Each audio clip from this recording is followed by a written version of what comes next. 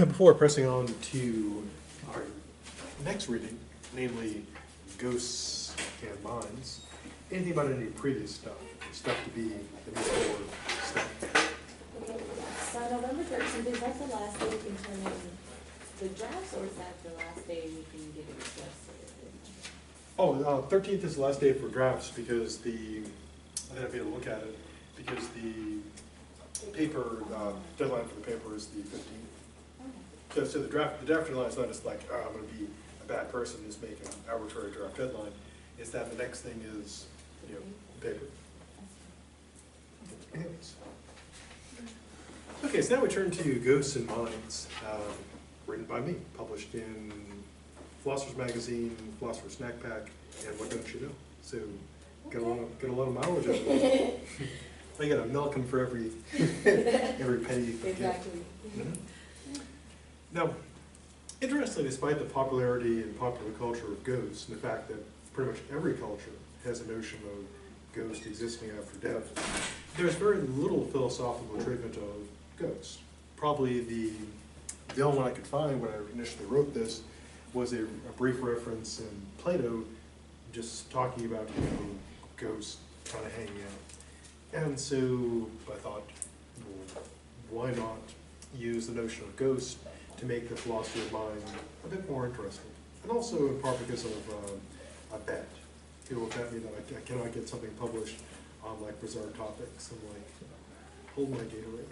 I shall publish things. So the objective here is a philosophical examination of ghosts.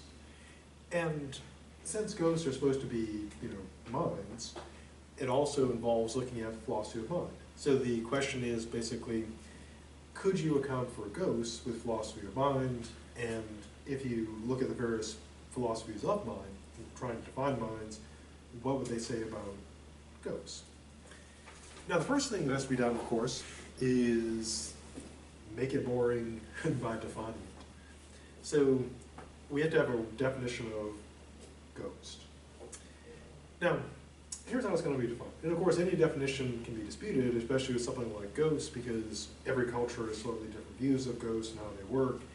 And of course, there are those who doubt they even exist. So the first thing is that the ghost is going to be considered a mind. Because the intuitive view is that a ghost is a dead person. But of course, there's a lot of, in the mythology of the undead, there's a lot of things that are dead people. And so we need to differentiate ghosts from other dead things like zombies and ghouls and ghosts and shadows and wights and liches and zombies and so forth, and vampires and mummies and so forth and so on. So what makes ghosts kind of different from other things is, first, they're disembodied. So, zombies, a dead person walking around, this is a vampire, they're basically, stylish zombies.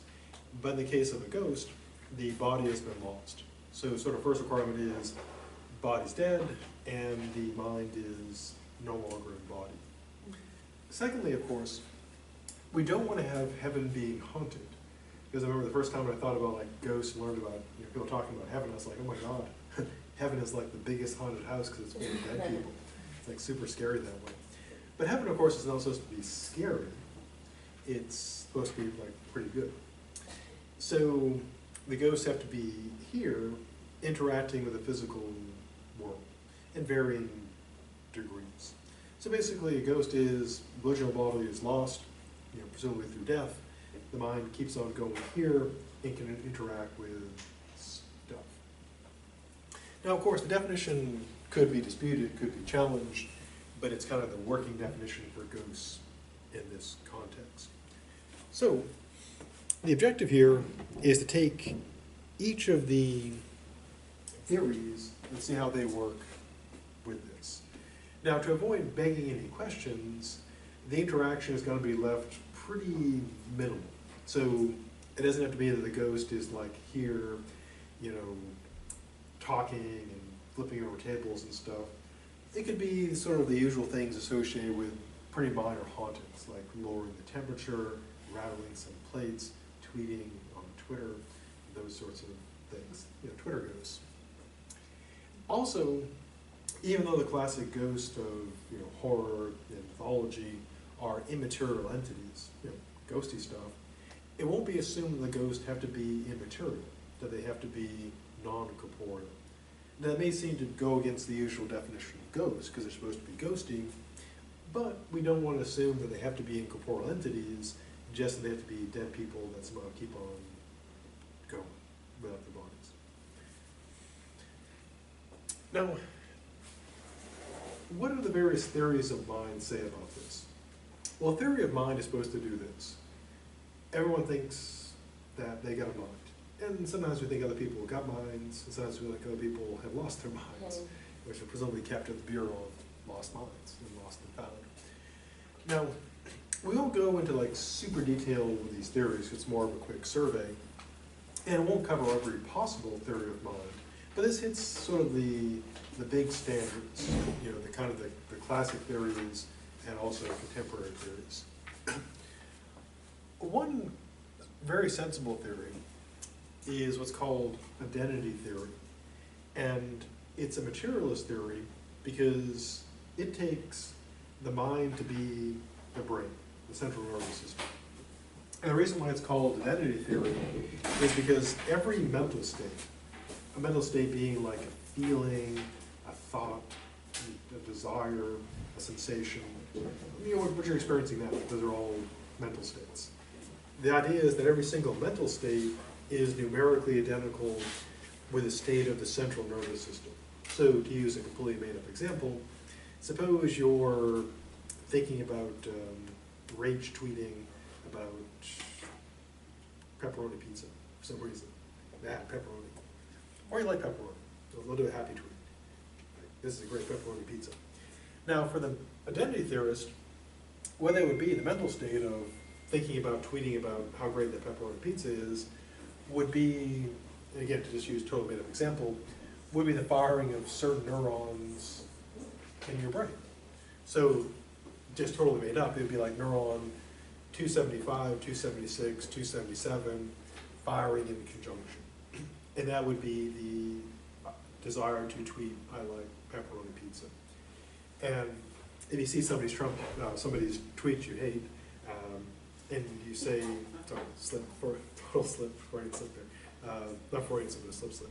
So you see somebody's tweet you hate, you're like, "Urgh." The feeling of anger in a tweet would be, say, neuron 375, 376, 377, firing that order. And so everything that happens, we think of as a mental event, feeling, anger, happiness, sadness, etc., would be identical to those states. So anger would be those neurons firing. Liking pepperoni pizza and thinking about tweeting about it would be those neurons firing. Being happy that today's Friday would be other neurons. And so everything is identical, every mental state is identical to the physical state. Because that's all there is, just the mind, the brain. So the mind is equivalent to the central nervous system and its states. So on this view, and the advantage is basically this. Do we have brains? Yes. Do they seem to like do stuff when we think about stuff? Yeah. And so it doesn't, it's not unreasonable to think, yeah, I have my brain, all the feelings and thoughts and stuff are just things happening in my brain. Now, if we accept this view, if it's correct, then could there be ghosts? No. You or your brain? Why not? My brain. Yeah, no brain. It could be immaterial. Oh, you could. Yeah, if you rejected identity theory, you could have ghosts. But if you are your brain and your brain dies, you go. Now we could have zombies on this view. They would just keep, walking around, zombieing, and the desire to eat brains would be like firing of those neurons in there, however that works. But no ghosts. So if identity theory is true, there are no ghosts. And so you wouldn't need to call anybody because there are no ghosts. But what if you really, really want ghosts? Well, the easiest way to get ghosts, aside from desecrating burial grounds, apparently, like in Poltergeist, is substance dualism. And this is what we saw from our good dead friend Descartes. And here's the picture. You have a body, and you are your, which is a material substance, and you are your immaterial soul. Not drawn to actual size. Actually, you couldn't draw it because it'd be ghosty. So the mind is immaterial. Now, in this view, the mind is, what all the feelings and thoughts you have, put kind of sarcastically, would be quivering of the ghosty ectoplasm. So you're not your brain. Your mind presumably has some type of interesting relationship with the brain, but it's not you. So all your mental states would be states of that immaterial substance, states of the ghost. Now, this view, could you have ghosts? Yes. Yeah, because in a way you're already kind of a ghost. You're just in a shell. So if your original body goes, you could keep on going. So in substance dualism, the immaterial substance, is a separate substance, and it could keep on existing on its own. Probably goes this up a bit.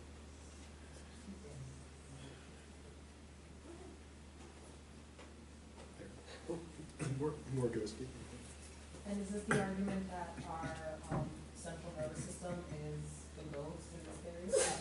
Oh, this theory, bless you. This theory, the central nervous system would just be part of the shell.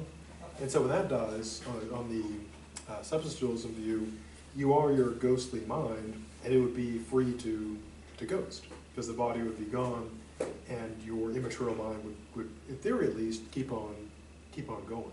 So I have a question. Where does your immaterial mind exist? Where? Yeah.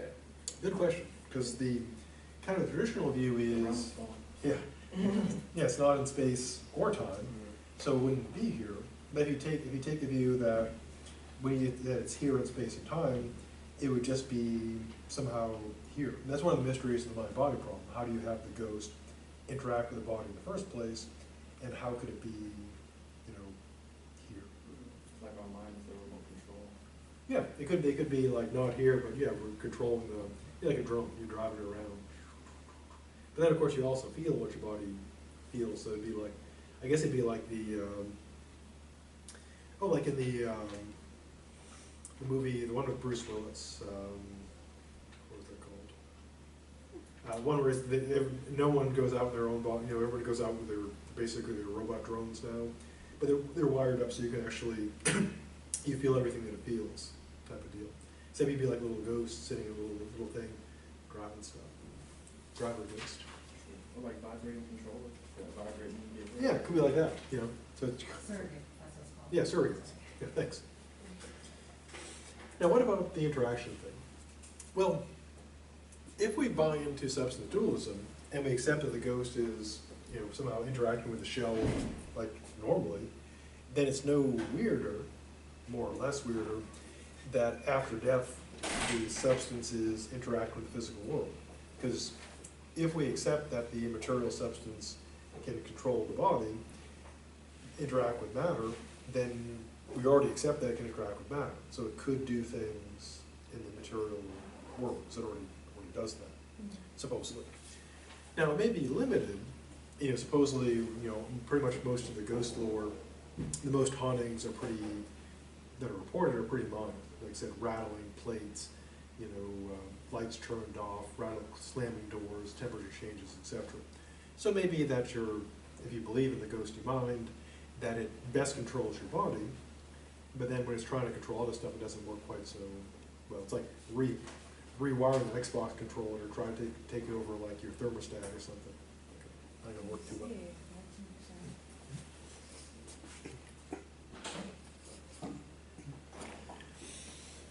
Now there's also, in addition to substance dualism, there's another flavor of dualism. Property dualism.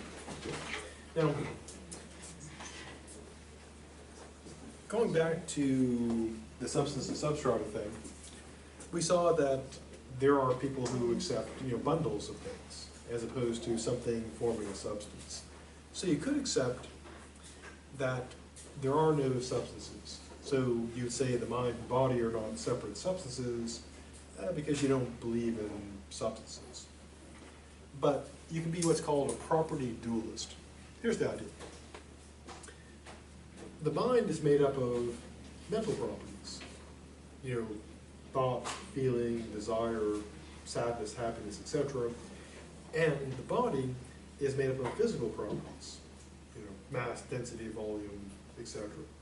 So you would have kind of the picture, you know, kind of badly drawn would be you have these mental properties somehow connected to physical properties.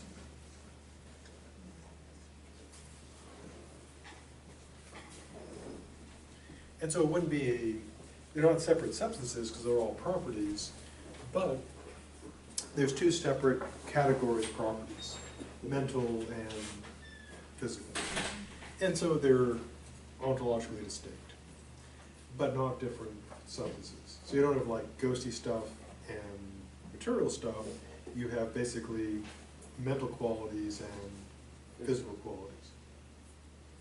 It's confused because, okay, so you're saying that the mind and body are distinct, they're different, but they're also the same. Well, they're both properties. So they're all the mental stuff are mental qualities. So the property of feeling pain is a property, just like the property being 3 feet wide would be a property. But they're different, but there's a category of mental properties and physical properties. I'll use a metaphor with pizza. When it comes to pizza, there are sauces and toppings. And so the sauce is not a topping, they're separate categories of things. They're both things that go on the dough, but they're separate categories. Or like anything, any sort of food stuff, you have like sides and entrees. They're all food, but different categories of foods. You know, a side is not an entree is not a food. Well, entree is not a main dish is not an entree, but they're all food. So, in the example with the toppings and the sauces, could you like take that further to say that if the sauce is, say you got a pizza, and your sauce is your physical properties, right? And your toppings are your mental properties. Like the sauce you can't have physical properties without having a body. But sauce can still be a sauce without the pizza. Oh yeah, because you showed the flaw in my metaphor. So what we should have is we should use the example of a pizza that doesn't have sauce but it says topping. You know, like that pizza. What's that called? A dry pizza. The dry pizza.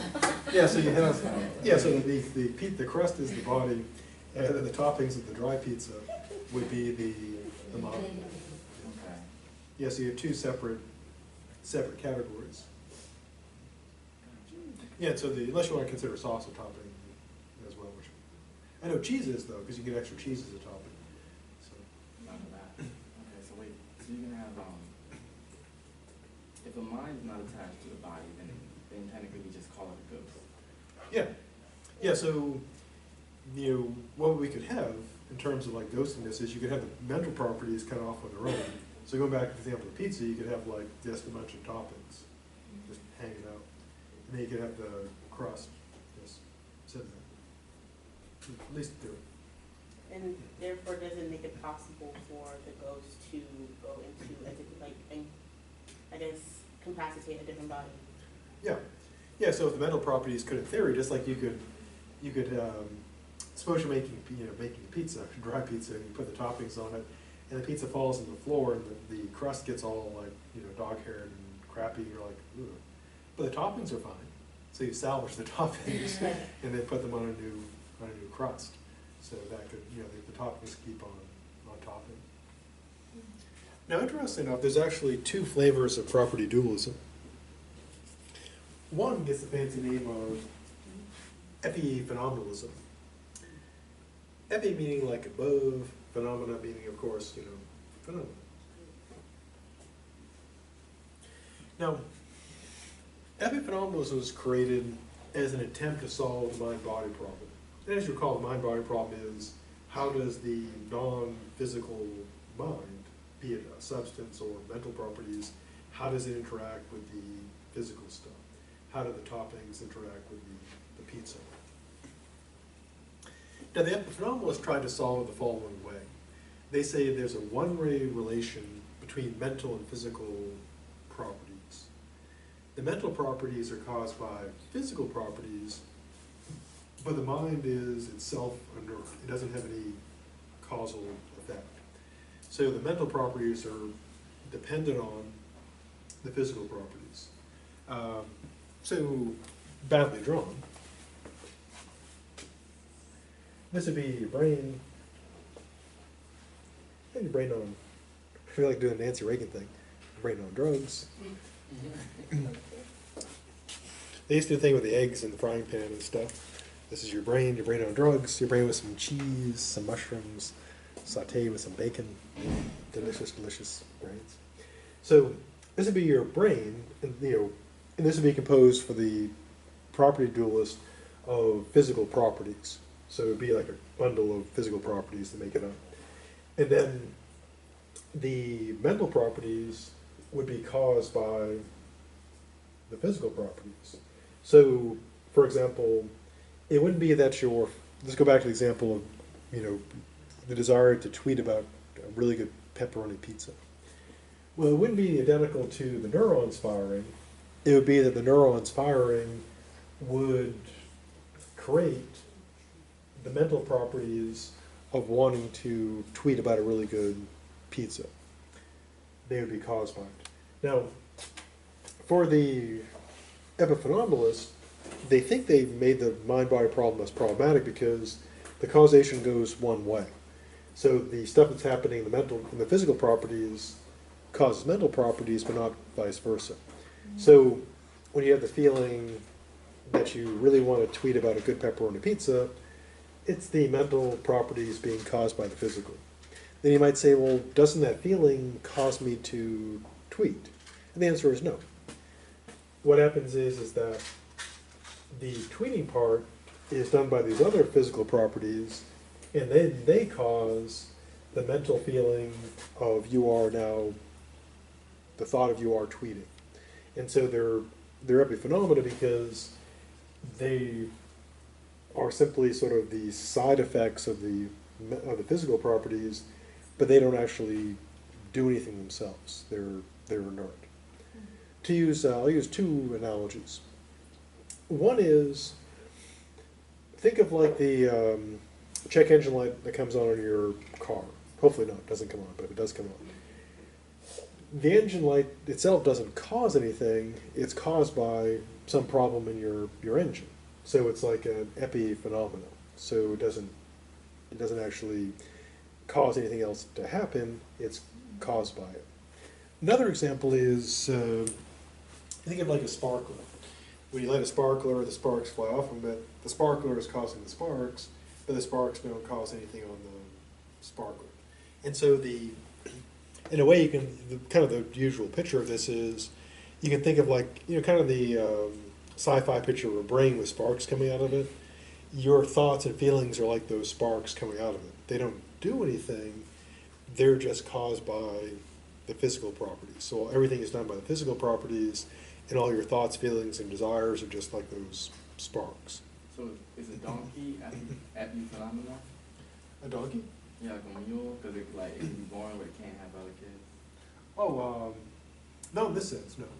It would just be, I guess, sad because it can never have kids. Somebody wanted to have kids. It'd be a sad donkey or sad mule. We have a question. So epiphenomenalism, does that only occur with the brain, or, because as example was with the donkey? Well, with this particular type, yeah, you could have epiphenomena that's non-mental. You could just have a case where you have properties causing other properties that don't themselves do anything else. I mean, they're just called, like, to use another analogy, it's like a benign tumor. Well, it'd be like if your benign tumor gave off, to use the analogy, gave off like rays of light or something, they didn't do anything. I always think of the epitomes like sparks. They're like mental sparks. They don't actually do anything. Or like, or you think of like the screen of your smartphone, which is showing stuff to you, like what's happening in there, like the image is projecting, well, this is in a way kind of an epiphenomenal, because the projection depends on the projector, and if the projector goes out, this goes out. But this doesn't have any causal power on the projector, it doesn't make anything happen there. So whatever happens in the projector projects this on the screen, but whatever is done here doesn't do anything to the projector. So all your thoughts and feelings are just like, you know, projections from your brain, all your physical properties. Now, even though they're separate properties, what happens is, well, what happens to the sparks when the sparkler goes out? Yeah, no more sparks. Or what happens to the check engine light when your car is gone? Yeah, it's gone too. And the same, what happens to the pizza what happens to the top? Well, I guess the toppings keep on going. That example. Yeah, so if the brain goes, I mean, the physical properties go, the mental properties go too. Just like if that, you know, these are the mental properties, and the projector is the physical properties. So when the projector goes, the projection goes. So for the epiphenomenalist, there can't be any ghost, because when the physical properties, the body dies, yeah, the brain just like stops. You know. Yeah, but that's similar to what the identity theory was saying, no? Yeah, because in a way, once your brain dies, once you die. yeah, in a way, it's kind of like identity theory in the sense that, you know, the mental stuff doesn't really do anything, whereas the identity theory says, you know, you don't need these mental properties, you just have the brain. And the epiphenomenalist basically has got, you know, effectively kind of the brain and the sparks. It's brain plus sparks, you know, crudely put. Now, the original intent of this was to solve that mind-body problem, because their view was, well, if the causation is going one way, no problem. But of course, it may be half a problem, but it's still a problem, because the question is, how do the physical properties cause the ghosty properties? In a way, it's even worse than identity theory, because you've got the mental properties, but they do nothing. You know, the good question is, why even have them? I mean, to use, yeah, exactly. I mean, to use an analogy, suppose you're driving a car, and they're just like screens all over your car that just keep flashing lights and stuff at you. You're like, why is this even here? It doesn't do anything. They're like, oh, we just put them in there, you know, because. I don't know. Yeah, so if it's there and it does nothing, why say that it's, like I said, with Occam's razor, it would say you don't need it. So you might also just go with purely physical system. It does sound cool, though. Epiphenomenalism. Without the physical, I'm saying, I know without the mental substance, without the physical things without the physical. Oh no, good question. For the epiphenomenalist, if somehow the mental was, like, I guess, taken out, like, suppose you had, like, I don't know, like something that could somehow block it, you know, like, metaphysically speaking, if you're able to, like, slide something between, you know, put a shield over the physical properties so they couldn't project their epiphenomena, or you just had, like, some sort of super metaphysical vacuum. Mind control. Yeah, they just kind of scooped them up. Then, yeah, you wouldn't notice, according to the epiphenomenalist, you wouldn't notice any difference in behavior, because if you took away all the mental properties, everything would effectively remain the same. To use like an analogy, it'd be like if you had your car and you took out the check engine light, what would that change? Well, you wouldn't be able to see your check engine light, but everything else would remain exactly the same. You notice no difference. Yeah, so the main argument against epiphenomenalists has been that stuff doesn't do anything. Like you said with Occam's razor, why is it even there? So, like, if you use a car as an example, but sit in the mind, that's going to be the driver. I feel like if you take the driver out, then nothing can happen. The car is not going to move, even if everything in the car could work and function properly. You take the driver out of the thing, and it's like. I mean, yeah, with something like a substance dualist, where the mind is in control of the body, yeah, that would work. With the epiphenomenalist says that the mind is not the driver.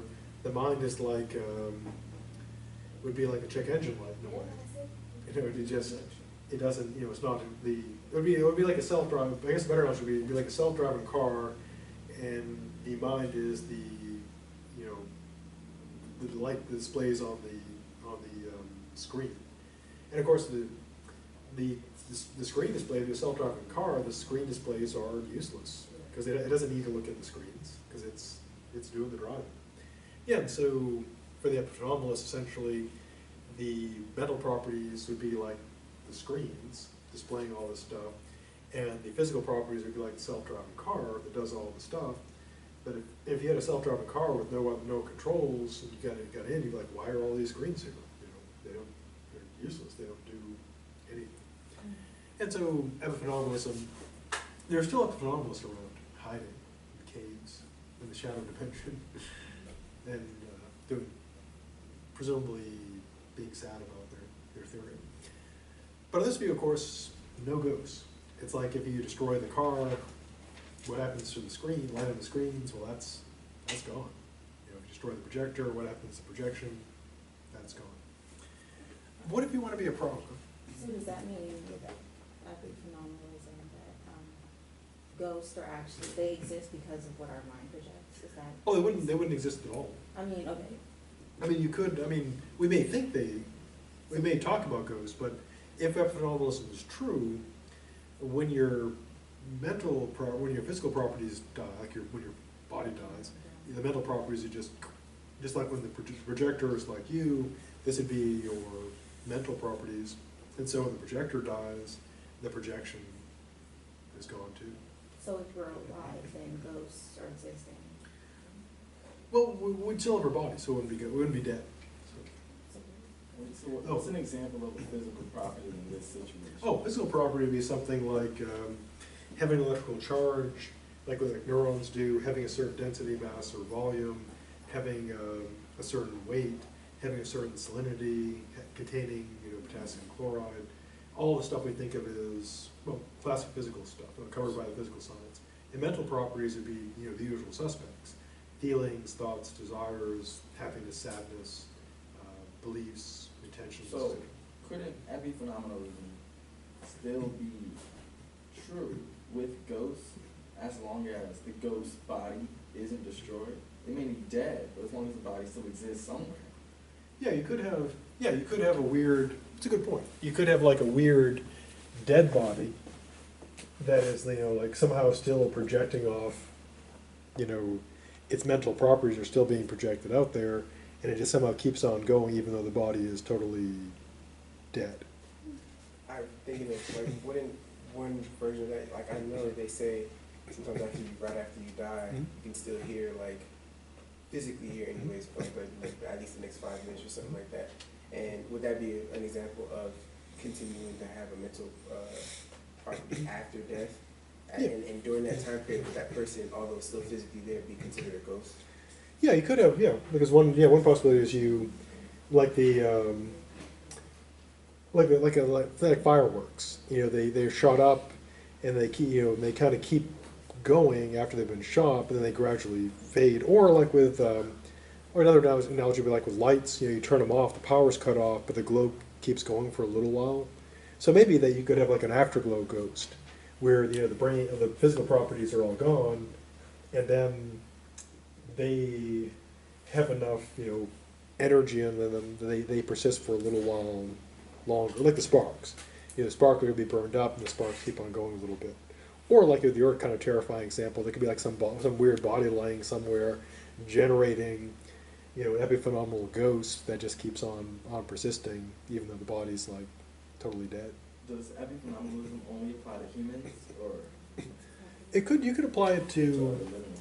yeah, anything that would have mental properties. So depending on the person you asked, if you believe, for example, that insects or cats or dolphins had thoughts, feelings, and so forth, then they would too would be, if you believe in epiphenomena, and you believe that cats had thoughts and feelings, they would have epiphenomena too. They'd have their little cat mental physical properties generating their little cat mental properties.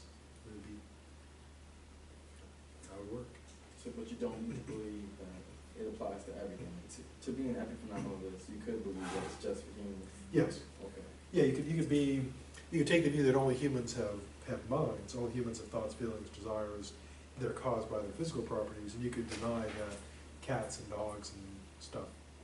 Just like the people who are substance dualists, like Descartes, he says animals don't have minds.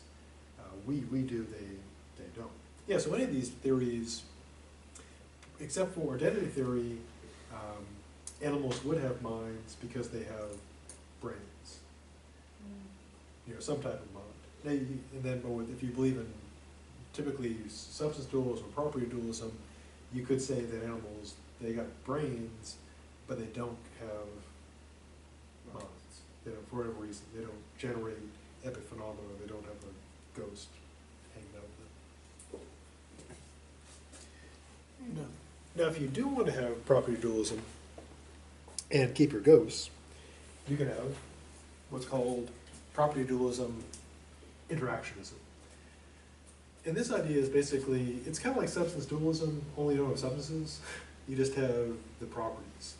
So this is for people who don't want to accept substances, they want like a bundle view.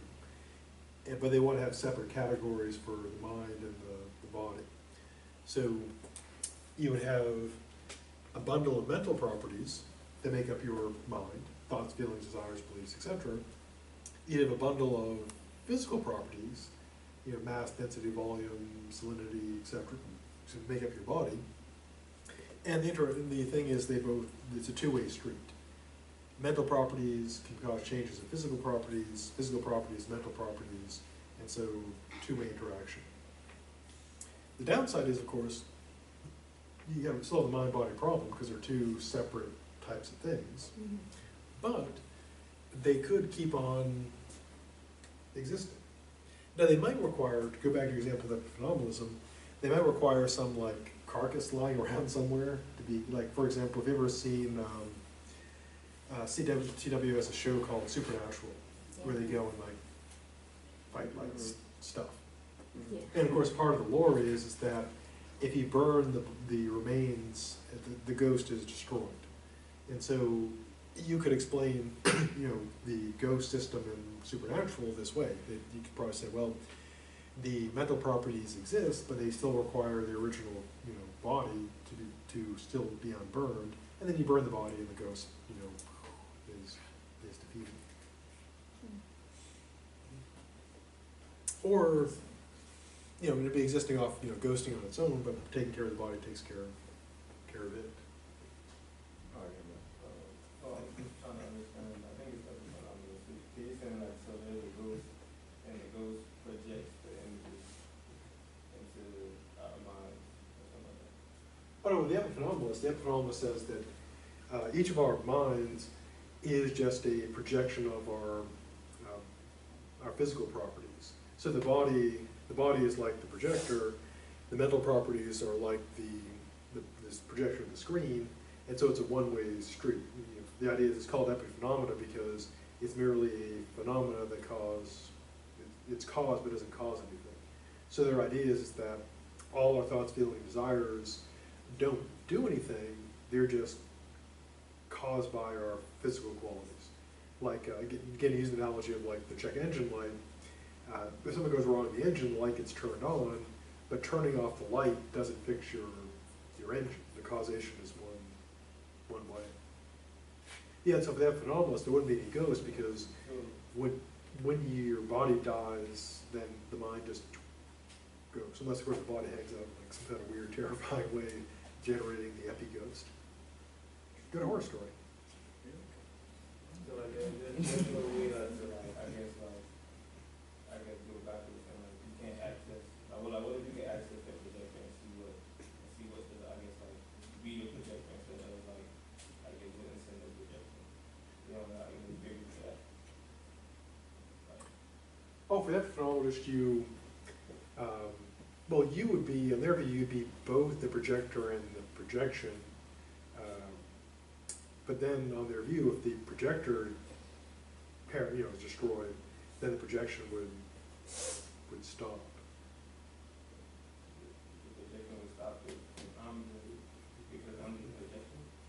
Oh, you're, on their view, the person would be the projector, you know, the metaphor would be, you'd be the projector, that'd be your body, and the projected image would be your mind, your mental properties on their view. And when the projector, in the normal course of events, when the projector broke down, the projection would stop. And so, for the traditional epiphenomenalist, there wouldn't be any ghost, because just like when the projector, you know, stops projecting, the projection is gone. So on their view, they're except for the case you brought up, there wouldn't be any ghosts. Now, if you have interactionism, though, you could have ghosts because mental properties have causal powers of their own. So they're not entirely dependent on the physical qualities. Now, they might need something, you know, like the ghost example with like the CW, supernatural, they might need something that's still, they may not be able to free roam, they might be required to be connected to their original body, as damn unique as it may be, or they might have to have connection to like a house or ship or place. Or someone else's body. Yeah, possession. Like in the garage. So Yeah. like you go in that house, it's gonna be following you. Yeah, yeah, they could, you know, latch onto some, you know, possession would be an example of that. Because also, dualism and property dualism would allow for possession. Because in the case of substance dualism, the soul of something else would take over a new body. Or in the case of property dualism, the bundle of properties would take over a new body. Now this would actually allow, depending on you look at the mental properties, it could allow for, yeah, possession, could be allowed for, you know, hauntings that are restricted to particular areas. Because typically, most ghosts are not like free roaming. They typically haunt like a place. You know, there's a particular ghost that haunts like a particular house or ship or battlefield. And so one way you can kind of explain that is maybe they can exist without their original body, but they need some type of, like, going back to the pizza analogy, they need some sort of crust to be hanging out on.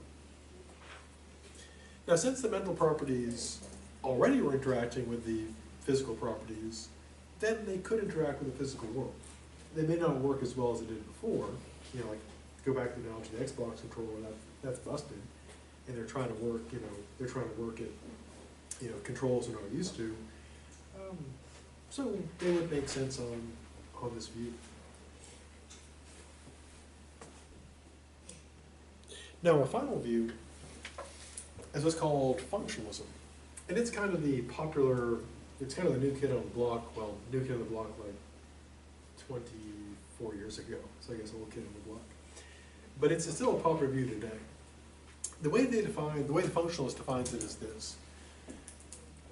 Mental states are defined in functional terms. So what they do is they say, to give an example of functional definition of mental state, is defined in terms of inputs and outputs.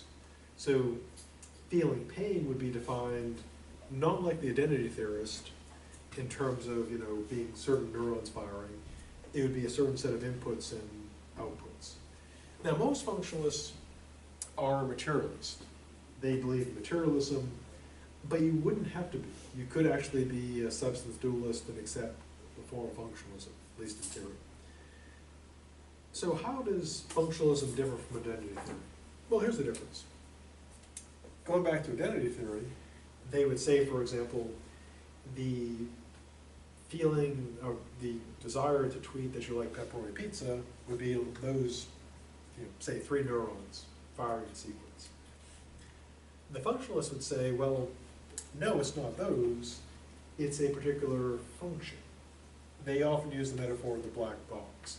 You put in a particular input, stuff happens here, and you get an output.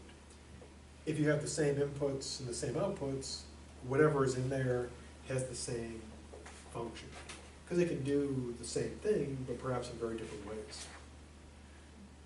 Is it just like the example that you used with the glass and the foot? I think it was the glass reacting to the foot reacting, or the glass reacting to the foot being stuck on it. So the body is reacting to the glass. So the glass is put in the body, and then the body processes it, and then puts out the output. Yeah, and for the functionalist, the mental state is that functional state. So they wouldn't say that feeling pain is, say, those three firings. It is a certain input, like, you know, step on glass and saying, ah, so pain would be that process.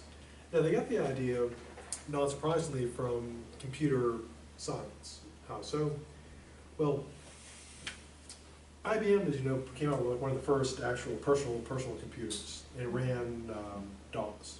And then competitors wanted to make their own computers to run DOS and run all these programs. And IBM made the mistake of saying there's no money in software, it's all in hardware. And so they didn't license, they licensed the software, but they didn't lock it down. And so other companies came along and made IBM clones, which was what, and the way they did this legally is the hardware was all copyrighted, but the inputs and outputs were not.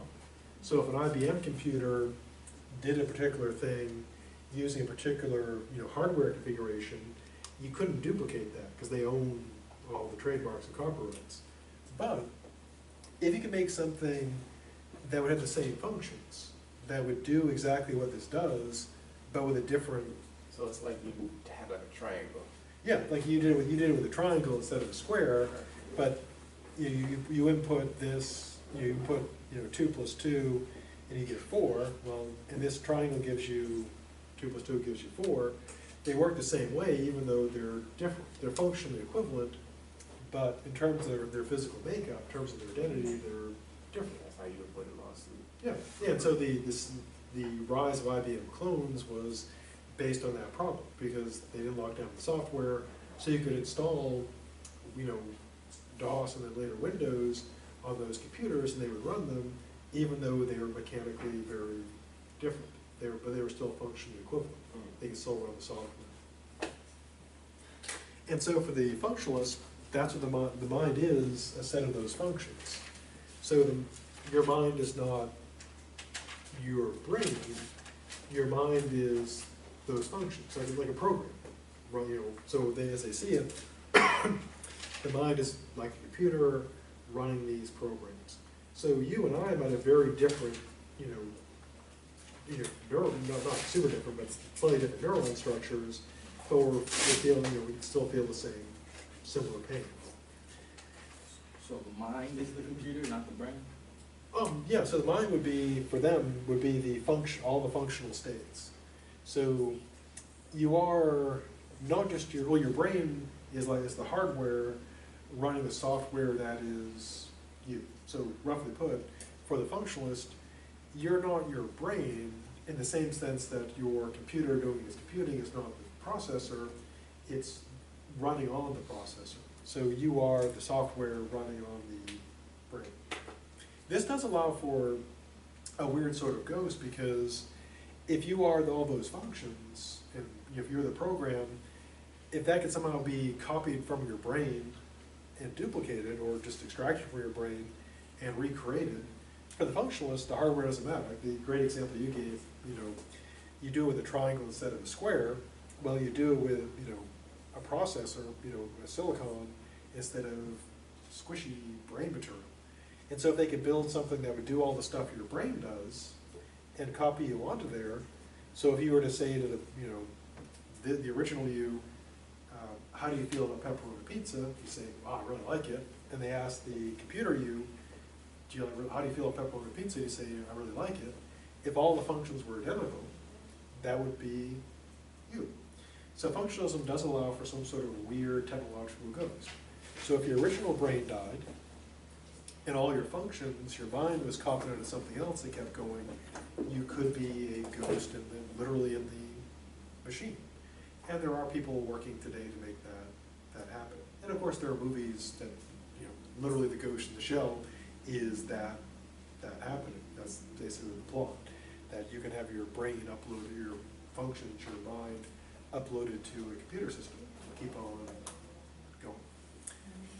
Okay, so that brings us to the ends of ghosts and minds. So have a good weekend, either with ghosts or without, depending on how you feel about ghosts.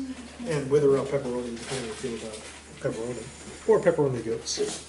I kind of want pizza now.